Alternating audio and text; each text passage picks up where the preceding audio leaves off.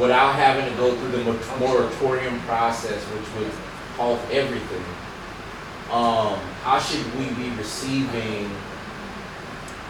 Should we just take their money again and then recommend, because so.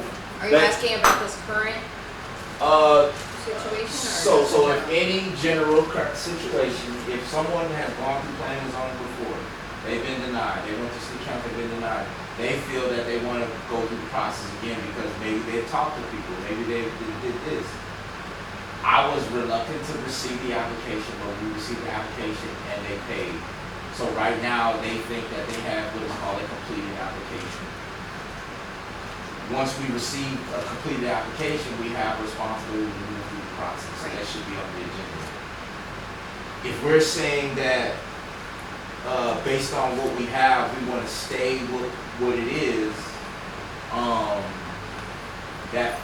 so what I used to do is when I was planning and zoning meetings, the building official was, again, at that time, part-time when I wore it was the city manager, or as the mayor by designee. Here, it's the city manager or his designee, the building official. So I would come in, or their designee. I would come in and say, my recommendation to y'all are planning and zoning. Hey, on this property, based upon this information we have, this, and this, I would recommend that we move forward on approval, or I recommend we do this conditionally, or I recommend this would not be good because it would change the impact of all the zoning, Now that board can still vote, and they can take my recommendation into consideration. Then after that meeting was adjourned, right? Then we would now bring it to the city secretary meeting. The city secretary would sit down to put it on the city council agenda. And so I don't know if the issue here was like, again, people just operating in their own committees and not bringing it back to the general body. I'm not sure, but the goal would then come to city council, and then city council, I would say we would hold a public hearing, and then once we close the public hearing, I would give you a recommendation, and then you all will vote whether to move forward or not. You can take the recommendation of the planning and zoning, and so, but that's the process. I don't know if that's the documented process, and so part of that is like we have some things that are of concern, like there are 2 or 3 properties that are of concern. Like getting ready to be an illegal concern, and so we need to. What should we be doing? I guess other than getting our attorney, what should we be doing? That's a lot, city manager. That's a lot there. Yeah, I stepped into it. Right. I feel like in order to give you that advice, we need to have that meeting, because I think there's a lot of different layers of the question there, right? At a minimum, we know that you get an application, we got to talk about moving it through the process properly. We talked about a moratorium to get things in order. Yeah. It's up to that would be up to you all if you want to have that discussion. But there's a lot of layers about the planning and zoning process, because if it's a fulfilled application, it's a complete, and it has satisfied the administrative pieces. For sure, a plat, that's real easy. That goes forward.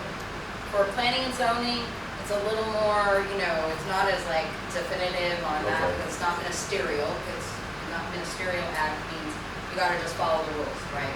And administrative or legislative, or those are acts that the city can take because it's discretionary. You can just make decisions about how to move something forward. But with the zoning application though, we have to take a look at it, make sure it's satisfied, it's complete, make sure it meets a comprehensive plan, make sure that all the documents are there, like you said, to present it to planning and zoning properly, and tell them, and staff needs to evaluate the recommendation. Yes, it meets a comprehensive plan. No, it doesn't, because of whatever reason. Can't have a commercial in this residential.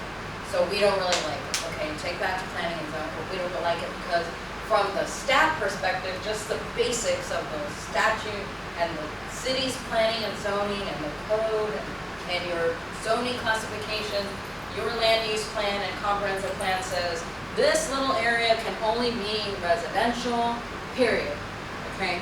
So does it make sense to move it into a commercial zone? All right, well, this area says you can have business and residential, but somebody wants commercial. So, because it says business, will a commercial be okay, right? Maybe staff's gonna be like, maybe it can work in because we have like a shopping center over here that's a business, maybe it's okay to change it to commercial. But over here, it's only residential, and somebody wants a commercial over here. Well, staff's gonna be like, probably not okay. That over here, maybe staff's gonna say it's okay, because there's a little bit of commercial, business, maybe it's okay to change it to commercial, because the land use plan guides how you envision your city and how it's gonna look. That would be, excuse me. No, go ahead, please. But if you going back and forth like that, that's spot zone. That's not spot zoning. That's not spot zoning. Spot zoning would be like, I'm gonna do a commercial here because yeah, it's cool, and I'm gonna do a residential over here in the business only.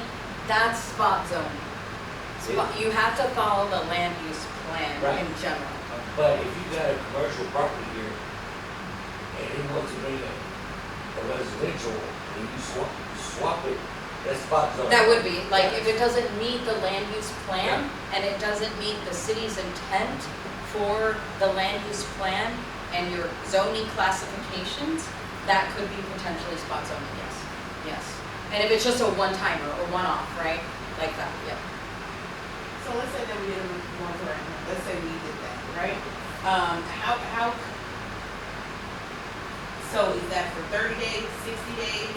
How long can you do something like that? The reason why I'm asking is, so obviously there's work we need to do with planning and zoning. We know that's not 2 weeks worth of work, or, it might take more than a month, or, whatsoever. So that's what I'm saying, so if we did that, and then also too, that means that everything stops, from my understanding, because I had to ask Yeah. Dr. Rowe, I was like, explain to me, Yeah, what does that mean? So that means everything stops. Right. So, are we talking, would it be 60 days?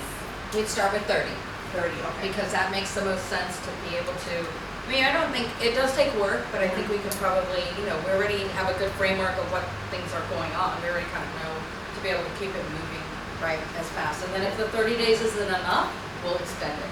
But because we don't want to be unreasonable, and the city cannot be unreasonable in making burdening, properties and commercial businesses or residents from utilizing that due process, we don't want to unnecessarily prohibit that or inhibit that process. So that's why we have to be reasonable in what we're doing. And so the 30 days is good.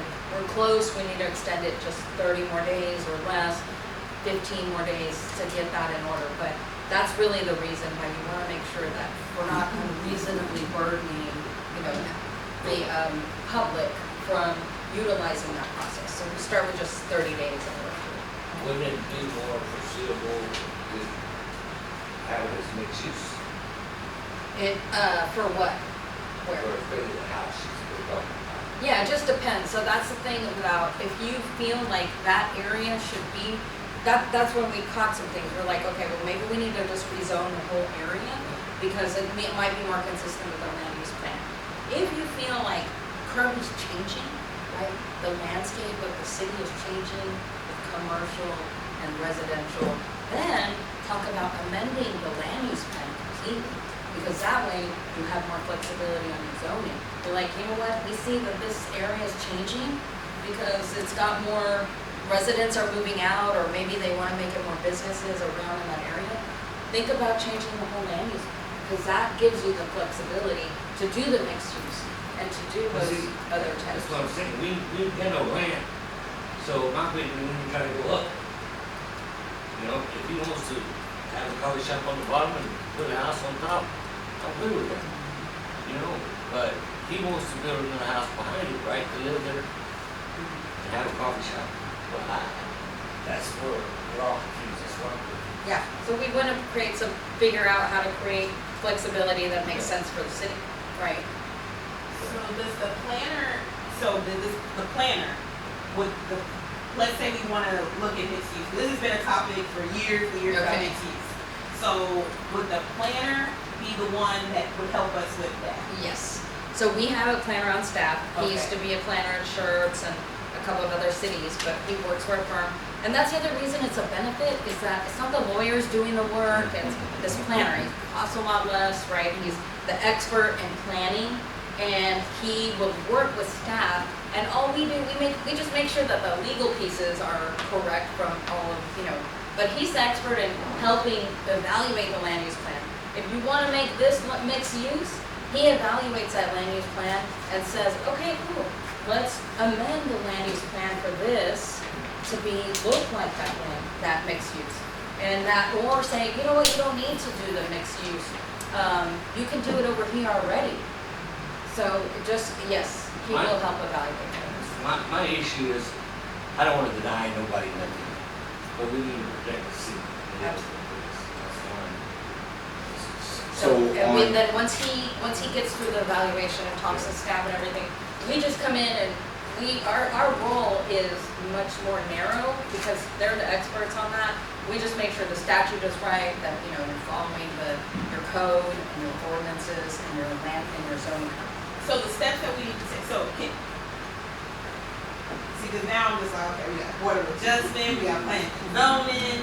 So my thing, okay, so the steps that we need to take, we need to do a moratorium first, and say, 30 days, all that stops. Or then, and at the same time, like that agenda on that council meeting that day, then we also put, after we stop that, then we say, okay, the council now needs to decide we're gonna approve a planner so we can discuss the mixed use. So all this talk will be at the same time. Or do you wanna, would it be better advised to do a planner first, then do the moratorium?